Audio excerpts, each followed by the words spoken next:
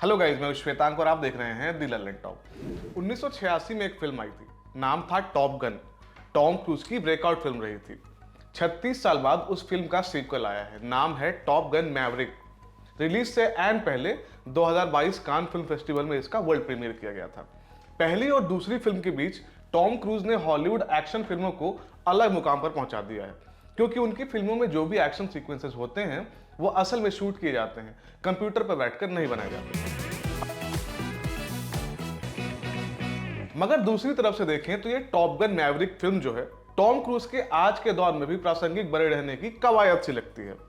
Film में एक dialogue है, जब एडमिरल सिम्पसन मैवरिक को कहते हैं, the future is here and you are not in it, यानी हम भविष्य में आ चुके हैं और तुम इसका हिस्सा नहीं हो।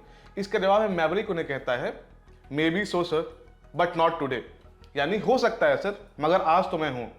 ये कहने सुनने के लिहाज से बड़ी फिल्मी लाइन है, मगर टॉम क्रूज के करियर और लेगेसी के संदर्भ में काफी हद तक फिट बैठती है। मगर अच्छी बात यह है कि करियर के जिस पड़ाव पर आकर लोग थोड़ा रिलैक्स होना चाहते हैं, वहीं टॉम क्रूज दनादन मिशन इम्पॉसिबल करने में लगे हुए हैं। वैसी ही एक इम्पॉसिबल मिशन की कहानी है टॉप गन मैवरिक। ये कहानी ओरिजिनल फिल्म के 30 साल बाद घटती है। कैप्टन पीट मिशेल उर्फ मैवरिक अपने साथी निक ब्रैडशॉ के गुजरने का गम नहीं भुला पाया है। वो अब भी यूएस नेवी में टेस्ट पायलट के तौर पर काम कर रहा है। ठीक इसी समय उसके पुराने साथी एडमिरल आइसमैन उसे कुछ पायलटों को ट्रेन करने के लिए टॉप गन बुलाते हैं। टॉप गन यूएस का एक डिफेंस प्रोग्राम है जिसमें चुनिंदा पायलटों को खास ट्रेनिंग दी जाती है ताकि हवाई युद्ध में वो फाइटर पायलट दुश्मन सेना को करारा जवाब दे पाएं। अमेरिका से सटे एक देश है जिसका नाम फिल्म में नहीं बताया जाता। उस देश में एक यूरेनियम फैसिलिटी है जो अमेरिका के लिए घातक हो सकती है, मगर उस लोकेशन तक पहुंचना बहुत मुश्किल है क्योंकि वो फैसिलिटी दो पहाड़ों के बीच जमीन के भीतर बनी हुई है। उस इलाके को गार्ड करने के लिए कई मिसाइलें लगी हुई हैं। उस एरिया से किसी भी प्लेन को गुजरते ही वो मिसाइलें उन्हें मार गिराएंगी। इस मिशन के लिए टॉप गन से 10 फाइटर पायलट चुने जाते हैं जिन्हें मैवरिक ट्रेनिंग देता है। इन 10 पायलटों में उसके पुराने दोस्त निक ब्रैडशॉ का बेटा रूस्टर भी शामिल है। मैवरिक इन लोगों को ट्रेन तो करता है, मगर वो श्योर नहीं है कि वो लोग जो है ये मिशन पूरा कर पाएंगे। इतनी भूमिका के बाद ये अंदाजा लगा पाना मुश्किल नहीं है कि अल्टीमेटली इस मिशन को मैवरिक खुद पूरा करेगा। मगर वो ये सब कैसे करता है, ये जानने के लिए आपको फिल्म देखनी पड़ेगी। टॉप गन मैवरिक कोई ऐसी फिल्म नहीं है जो आपको सन्न कर देगी, ये आपको कुछ ऐसा दिखा देगी कि आप हतप्रभ होकर सिनेमाघरों से बाहर आए। मगर इस फिल्म को देखने के दौरान कोई भी ऐसा मौका नहीं आता जब आप एक पल को भी बोरियत महसूस करें। टॉप गन मैवरिक की खासियत यह है कि वो एक औसत कहानी पर कायदे से बनी हुई फिल्म है। अपने यहाँ कुछ समय से ऐसी फिल्में बन रही हैं जो फैल जाती हैं मगर सेटिस्फाइंग तरीके से खुद को समेट नहीं पाती। टॉप गन मैवरिक को देखने के बाद आपको ये शिकायत नहीं रहती। हर डिपार्टमेंट कसा हुआ है, कहीं से कुछ लीक नहीं हो रहा, इसलिए ये फिल्म दर्शकों के लिए काम करती है। टॉप गन मैवरिक में ढेर सारे प्लेन वाले हवाई सीक्वेंस हैं। फिल्म के एक बड़े हिस्से में डॉग फाइट यानी हवा में फाइटर प्लेन्स की लड़ाई देखने को मिलती है। हैरानी तब होती है जब पता चलता है कि ये सब कुछ असल में शूट किया गया है, वीएफएक्स की मदद से बनाया नहीं गया। इस तरह के सभी सीन्स फिल्म देखने के अनुभव को रिच करते हैं।